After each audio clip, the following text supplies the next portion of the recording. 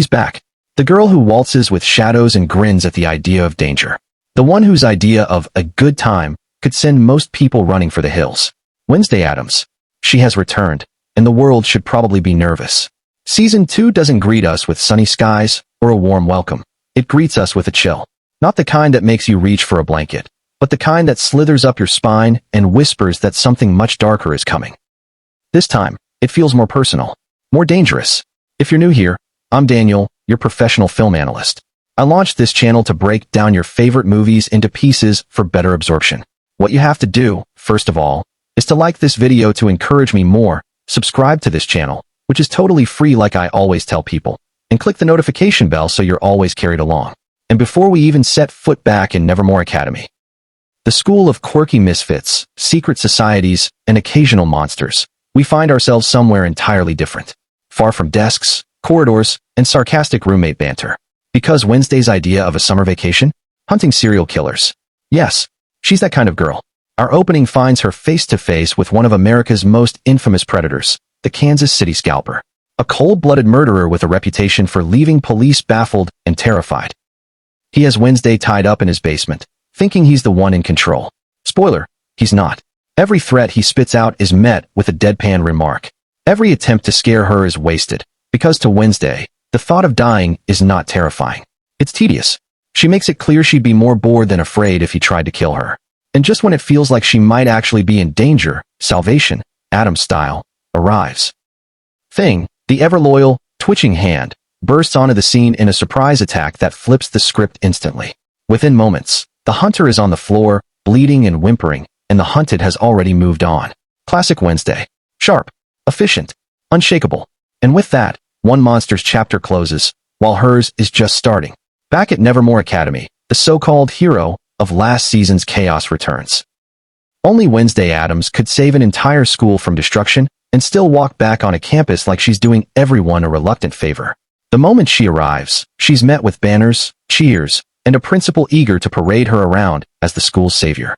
To the rest of the student body, she's a legend. To herself, she's a girl who just wants to be left alone. But something's different this time.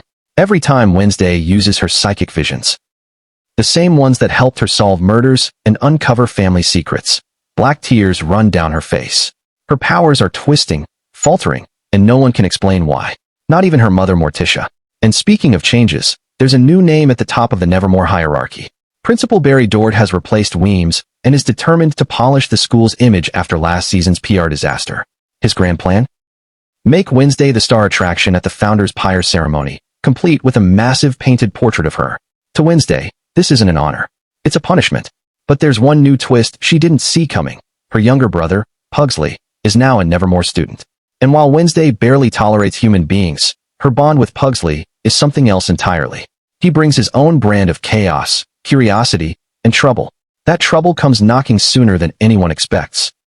A local private investigator named Carl Bradbury is found dead, his eyes pecked out by crows. The crime scene reeks of something old and strange, eerily similar to past murders involving outcasts. Enter Sheriff Santiago, the replacement for the disgraced Sheriff Galpin.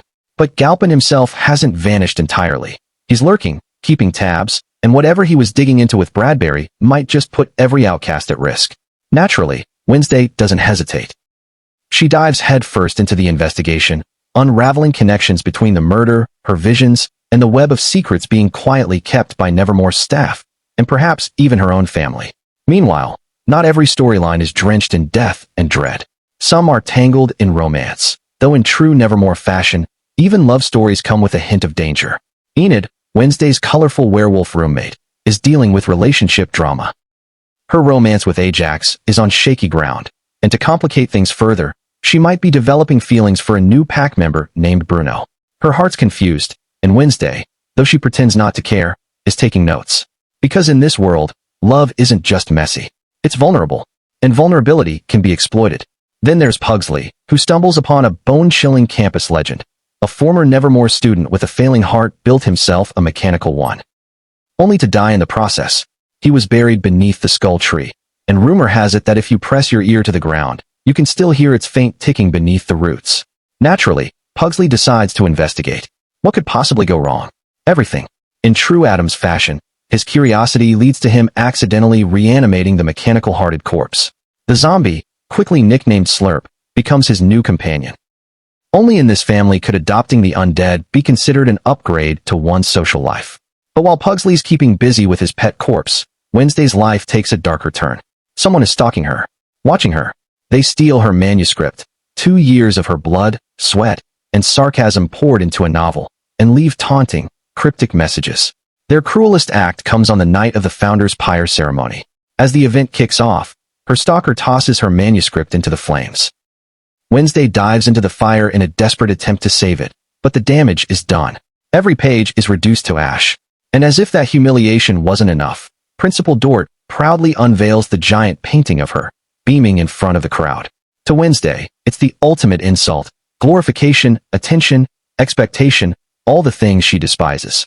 So she burns that too. Because of course she does. The evening delivers one last, icy blow.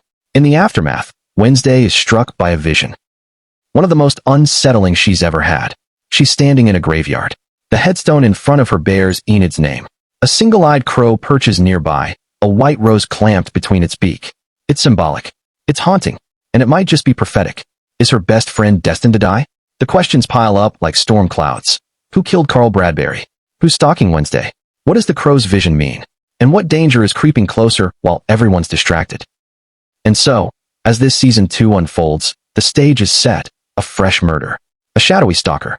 A chilling premonition. And somewhere in the forest, a zombie with a ticking heart. Wednesday Addams isn't just back at Nevermore. She's at the center of something older, darker, and far more personal than anything she's faced before. And this time, it's only just begun. And that's just how the chaos begins. At the end of this video. If you're curious to see how Wednesday flips a harmless prank into a full-blown manhunt, and who ends up caught in the chaos, tap episode 2 on your right-hand side. But if you're in a hurry and want to jump straight into a shocking betrayal and unravel even deeper secrets, episode 3 will be waiting on your left. But don't blame me if you end up lost. Trust me, this story is best enjoyed in order. Now, I want you to like this video to encourage me more, subscribe to this channel. It's totally free, and click the notification bell so you're always carried along. See you in the next one.